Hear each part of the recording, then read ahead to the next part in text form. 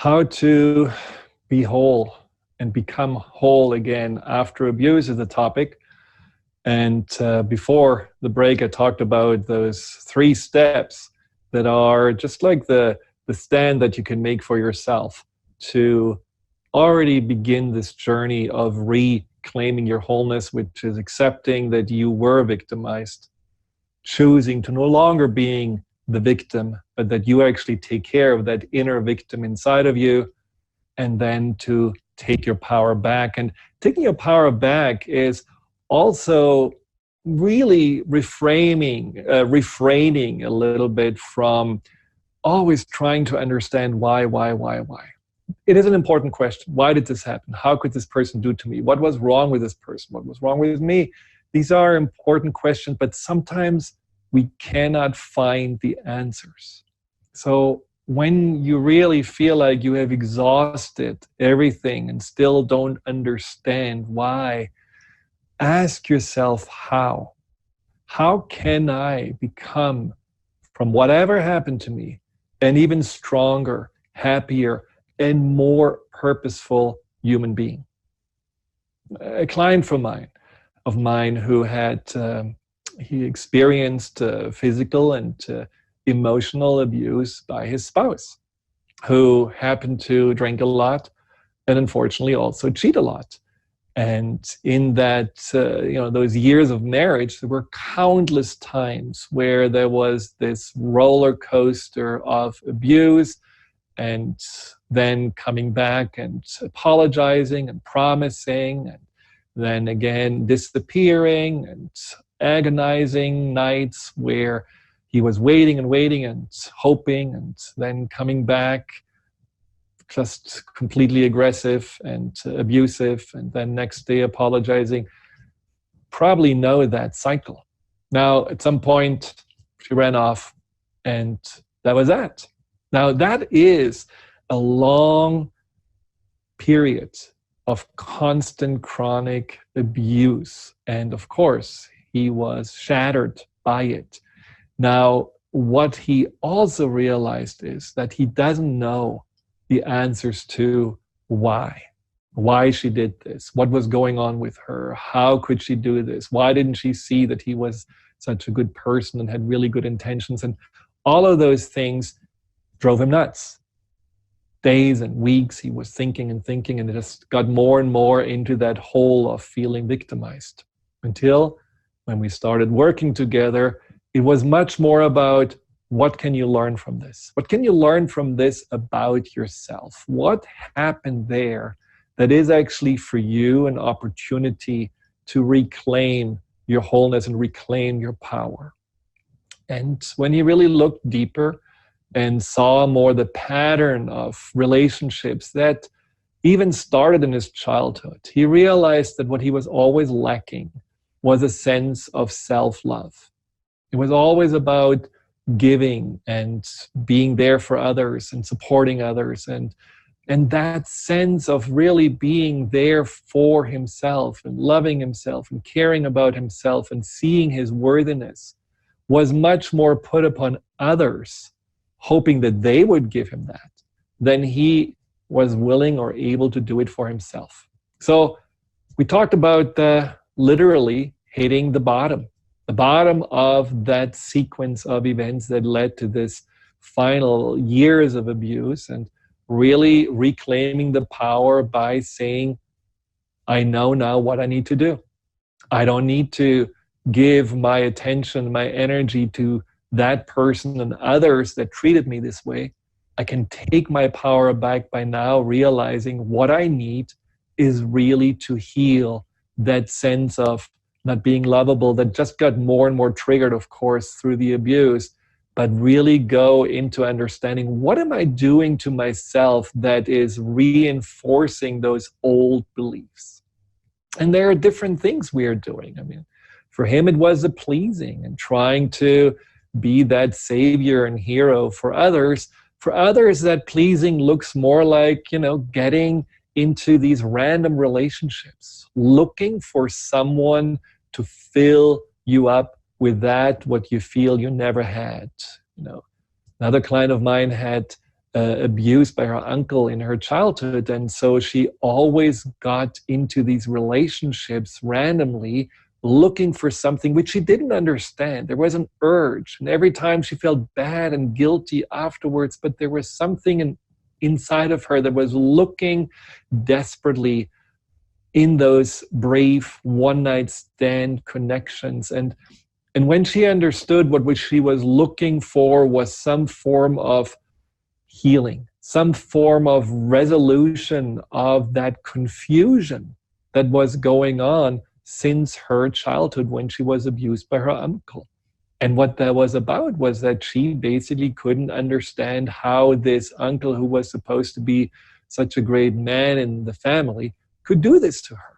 And so she was subconsciously picking men who had similar traits, similar ways of being, hoping that they would provide the answers by treating her better, by giving her more respect, giving her more love. But of course, since she was picking exactly the same types, it only reinforced exactly that, what she felt, that she is not worthy, that she is not lovable. And that also digs you deeper into that pleasing pattern, looking for the next and the next and the next person to maybe give you the answers or give you a sense that you matter. And then there is that invisibility place where we can also go into this pattern where we are just completely making ourselves small. The world is small. We're not connecting to anyone. We are feeling we cannot trust anyone and we cannot trust ourselves. So the best thing is just to fade away and not really engage in life. And that, again, is something to learn from that it's important to gain trust in oneself and to forgive oneself, to understand that what happened at that time doesn't define you and your potential to take care of yourself. That what happened at that time, don't blame yourself that you let it happen. Don't blame yourself that you couldn't protect yourself, that you didn't scream louder, that you didn't punch or hurt that abuser, but have compassion for yourself that at that point you were maybe so confused, overwhelmed, or manipulated, or just were completely removed of any sense of self that you were just had to allow this to happen. And the third of those patterns that I want to talk about, so there is invisibility and shrinking and not trusting in yourself and blaming yourself.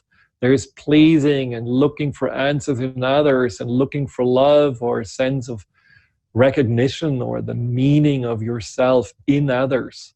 And the third one is this controlling pattern where you just feel like you have to be on top of everything. You have to be in charge of your relationships. You cannot let anything up to chance. You have to micromanage. And sometimes that controlling goes also into a place where you're really operating so much more from your head, making all ducks in the row, being in a place where you make your spouse, your partner, just act exactly in that predictable way, making them really responsible for any mistakes they're potentially making because, once again, you felt triggered by not being in control, by not being, able to rely, by not feeling that you can trust. And so often those controlling relationships also end up in breaking apart because that trigger of feeling that unless you are in charge, you are unsafe, just makes it very difficult to sustain any kind of healthy relationship. And so that controlling behavior, what you can learn from this and understand is to really go back to your heart. I had clients that were highly successful and really on paper just, having these very balanced and again, successful lives. But inside they knew they have been hiding a deep secret. They have been not willing to connect to the pain and the wounds that they had been harboring there. And something at some point happened where this whole house of cards of stability just fell apart. Something made them have to connect to their emotions. Often it's like spontaneous panic attacks or anxiety that comes up in the 50s or 60s, and then all of a sudden it feels like, oh my God, I'm feeling so overwhelmed, because it's not sustainable to really always be in control. And it's certainly not sustainable to always live in your head and never really attend to your heart. And so this is an invitation then in those moments to also say, okay, what does my heart try to tell me through the anxiety, through the pain, through the nightmares that I haven't been able to resolve? And clients like this that are able to really then in their later years acknowledging their abusive history and acknowledging that their heart and their vulnerability needs attention, needs room to breathe, that they need to open up again. These clients are often just completely transformed. It's almost as if afterwards, after years of living more in that robot mode, life is colorful again. Life has some sense of texture, smell, taste. It's like they became alive again. So this is just to tell you that when you are in those survival modes, when you're observing yourself, what is my behavior? How am I still giving power by reducing my sense of power, by reducing my choices, by repeating the patterns, by living in those beliefs? How can I learn from this and grow from this so that I can feel myself again, that I can feel my truth again? And for that, I think it's really important that you are knowing what your truth is. Just ask yourself sometimes a simple question: who was I before I got abused? What was that person like? How was that innocence of mine showing up in the world? This may be a completely happy-go-lucky, boisterous self. This may be a self that feels just like the world is a playground and I love just exploring all the nooks and crannies of it. This may have been a creative self. This may have been an expressive self. This may have been a deeply trusting self. This may have been a self that just felt really at home with others or in nature. Ask yourself who that self is, because that's your truth. That is the truth that you can find again. And the fact that you're listening to this show, the fact that you haven't given up on yourself, the fact that you're still somehow looking for something, I believe that is your true self reaching out to you and cheering you on to keep on searching, because you will find it. And at the same time, this also makes you bigger and better than that what happened to you, because you didn't choose to give up on yourself. You didn't choose to become an abuser yourself. You didn't choose to be someone who just takes power and control from others because you don't feel good about yourself, and therefore also just gave up on your kindness or gave up on your compassion. You still try your best. You still believe in right and wrong. You still are looking for the light. And that makes you ultimately so much bigger than the person that was abusing you, who has been feeling obviously so small and so powerless that he or she had to go to that place to try to take the power from you. We'll talk more about ways to reclaim your wholeness after the break.